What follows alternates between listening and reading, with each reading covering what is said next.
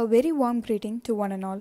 We are Abhinaya, Adlendrino, and Tamil Selvan pursuing BE Civil Engineering in SKCET Coimbatore.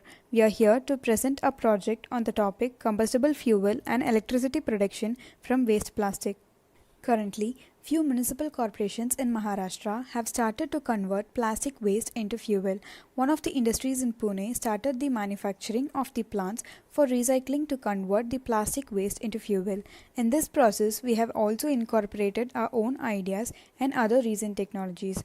We not only produce polyfuel but also generate electricity using steam and paver blocks for parking areas and compressed blocks for non-load bearing structures.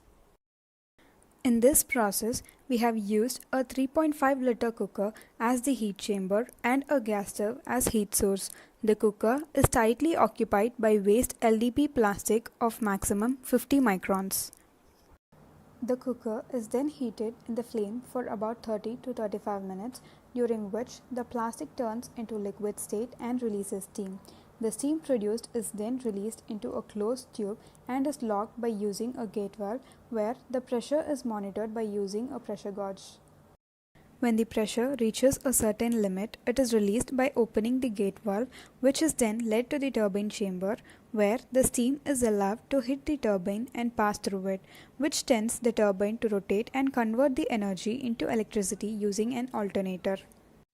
After this process, the steam is directed to another chamber where it is condensed with the help of a coolant. The coolant used here is water and is placed outside the chamber.